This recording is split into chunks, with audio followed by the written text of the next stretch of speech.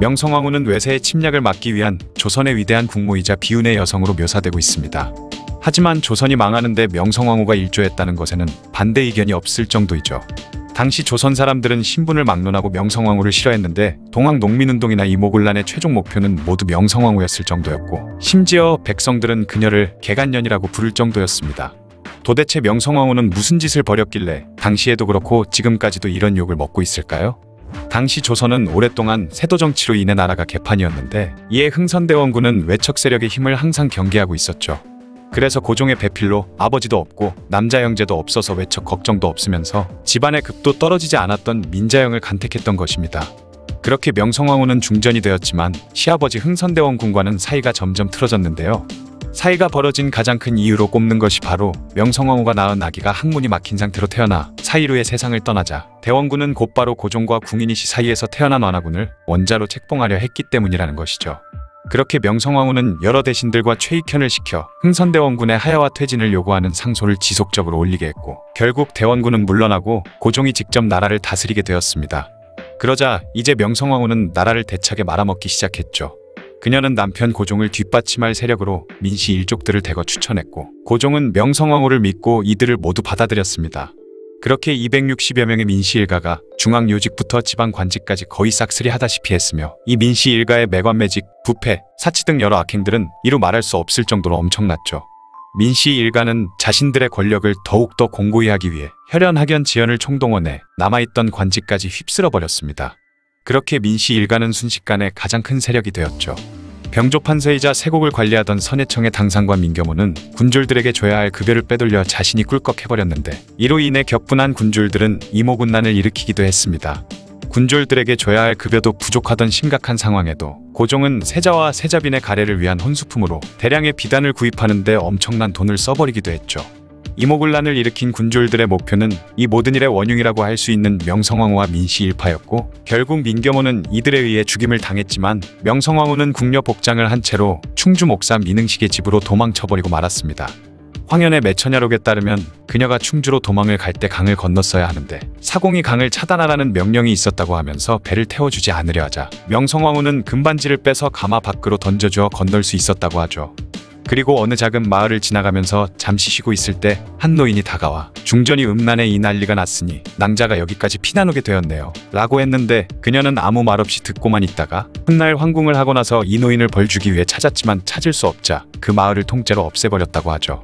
그러나 더 큰 문제는 이제부터 시작이었는데, 충주로 도망친 명성황후는 이모군란을 일으킨 군졸들을 진압하기 위해 청나라의 도움을 청했고, 이로 인해 외국 군대가 합법적으로 조선에 주둔하게 된 원인이 되었습니다. 그리고 다시 명성황후와 민씨들은 조정으로 복귀할 수 있었죠. 민겸호뿐만 아니라 다른 민씨 일가의 만행도 어마어마했는데요. 그들은 한반도에 돈이 될 만한 것들은 모조리 헐값에 팔아넘기면서 그 돈들을 착복했죠. 그렇게 근대화에 써야 될 돈을 민씨들이 사유화해버리면서 나라 경제는 휘청이고 있었습니다. 민영식은 국가 한 해 세입 480만 냥 중 7분의 1에 해당하는 70만 냥 정도를 횡령하기도 했죠.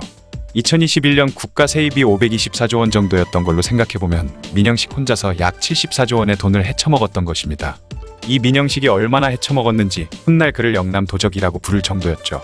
그리고 민영주는 청나라의 위안스카이와 붙어먹으며 친청파로서 권력을 휘두르던 인물이었습니다. 그는 동학농민운동을 진압하기 위해 청나라의 출병을 주도하기도 했는데, 나중에 조선에서 일본의 영향력이 강해지자 그땐 일본에 붙었고, 훗날 친일행위의 공로를 인정받아 자기까지 받았죠. 그리고 이름을 영의로 바꾸는데 그 유명한 친일파 민영이가 바로 이 민영준이었습니다. 그는 관직에 있을 때 백성들 고열을 쥐어짜며 수탈한 재물을 잘 불려나갔던 덕에 일제강점기 동안 조선의 최고 부자들 중 한 사람이기도 했죠. 광복 이후 민영위의 재산을 국가로 환수하기로 결정이 되었는데, 그의 후손들은 이 결정에 불복하여 국가에 소송을 제기하기도 했습니다. 그런데 민씨 일가가 백성들의 고열을 쥐어짜 엄청난 돈을 모았던 반면, 명성황후는 어마어마한 사치와 낭비로 흥선대원군이 10년여에 걸쳐 쌓아놓았던 국고를 단 1년 정도 만에 탕진해버리는데요. 고종과 명성황후가 앓고 있던 병을 조선에 와있던 외교관이자 의사인 알렌이 치료해 주었는데, 이때 명성황후는 90m가 넘는 길이의 비단 한 필과 황금빛 비단 두루마기를 하사했다고 합니다. 또한 1884년에 일어난 갑신정변으로 인해 조카인 민영에게 엄청난 부상을 당했는데, 이때도 알렌이 그를 치료해 주었죠.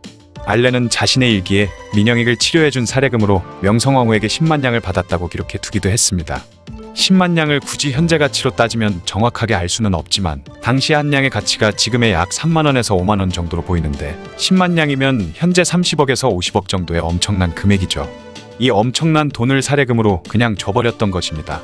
이 알렌은 훗날 운산금광의 채굴권을 따내려고 정부 요직에 있던 이완용 등 친미파 인사들과 협상을 하며 골머리를 썩히고 있던 와중에 명성황후의 한마디로 하루아침에 채굴권을 획득하게 되는데요.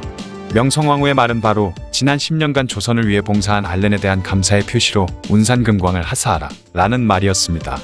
이 한마디로 인해 운산금광이 미국에 넘어갔고 이후 운산금광에서는 약 40년간 900만 톤의 금을 채굴해 거의 5,600만 달러의 수익을 미국에 벌어다 주었죠. 그런데 알렌뿐만 아니라 명성황후의 주치의였던 릴리어스 언더우드는 조선에서 결혼을 하게 되었는데 이때 명성황후에게 축의금으로 100만 냥을 받았다고 자신의 저서 조선견문록에 기록했다고 합니다. 거기다가 민비는 무속신앙에도 심취해 있었는데요. 진령군이라는 무당을 총애했던 명성황후는 세자의 복을 빌고 그의 병을 고치기 위해 국내에서도 수시로 구판을 벌였으며 한 번 구판을 벌일 때마다 몇만 냥씩 써댔죠. 심지어 고종은 그녀가 영험하다 하여 왕실 종친이나 외척 또는 공신에게만 주었던 군호를 내렸고 그때부터 진령군으로 불리기 시작했던 것입니다. 또한 금강산의 전기를 한양으로 가져와야 나라가 태평해진다는 이야기를 들은 명성황후는 금강산에 봉우리 12,000개에 쌀 한 섬과 배 한 필, 그리고 돈 100냥씩을 바쳤다고 합니다. 이때 바친 재물들은 모두 진령군의 주머니 속에 들어갔죠. 이후 진령군은 나랏돈으로 한양의 북쪽의 관우 사당인 북묘를 지은 후 엄청난 돈을 벌어들였는데 고종과 명성황후는 이곳에 자주 찾아가 점도 치고 굿도 했다고 합니다. 이런 식으로 명성황후는 금세 내수사의 돈을 모조리 탕진해버렸고 이후에는 호조나 선해청의 공금까지 마음대로 사용했다고 하죠. 게다가 명성황후의 접견실에는 가로 570cm, 세로 240cm 크기의 표범 양탄자가 깔려 있었는데 이는 표범 48마리의 가죽 양이었다고 합니다. 결국 국고는 텅텅 비게 되었고 고종의 법적 어머니였던 조대비의 장례를 치를 비용마저 없자 결국 백성들에게 또다시 세금을 거둬 그 돈으로 겨우 장례를 치렀다고 하죠. 이후 조병갑의 횡포를 참을 수 없었던 백성들은 동학농민운동을 일으켰는데 이때 또 다시 명성황후는 청나라에 출병을 요청했고 텐진조약에 의해 일본도 조선에 병력을 파견하게 되면서 훗날 청일전쟁이 일어나는 계기가 되었습니다. 국민을 보호해야 할 국가가 또다시 외세를 끌어들여 자국민을 잔인하게 진압해버린 것이죠. 나라와 백성들을 생각했다면 이럴 수는 없었는데 명성황후는 자신의 자리 지키기에만 급급했던 것입니다. 거기다가 조선을 전쟁터로 만들어버린 동시에 일본군과 청군에 각각 조선 정규군까지 파병해 서로 총질까지 하게 한 인물이 바로 명성황후였죠. 청일전쟁에서 일본이 승리했지만 삼국 간섭으로 인해 일본의 영향력이 약해지자 명성황후는 자신의 자리를 지키기 위해 이젠 러시아의 편에 붙게 되는데요. 러시아의 힘을 빌려 일본을 견제하려 했던 명성황후는 일본의 제거 대상 1호가 되었고 결국 여우사냥이라는 작전하에 치밀한 계획을 세운 일본 낭인들에 의해 죽임당하고 말았습니다. 일본 낭인들은 명성황후의 시신에 석유를 뿌려 불태운 뒤 연못에 던져버렸죠. 당시 백성들은 명성황후가 죽었다는 것에 기뻐했다고 합니다. 하지만 한편으로는 분노를 일으켰는데요. 그 이유는 바로 백성들의 손으로 단죄했어야 하는 명성황후를 일본 진해가 뭔데 함부로 우리나라 왕비를 죽였냐는 이유에서였죠. 비록 명성황후가 온갖 악행은 다 저지르고 500년 역사를 가진 조선왕조를 망하게 한 장본인이기도 하지만 일본에 의해 그렇게 죽임당한 건 너무 화가 나는 일이기도 합니다. 세도 정치를 부활시켰을 뿐만 아니라 엄청난 사치와 낭비로 나라의 국고를 탕진해버려 결국 조선이 일본의 식민지가 되어버리는 비극을 발생시킨 원흉이 된 인물, 명성황후의 악행에 대한 이야기였습니다.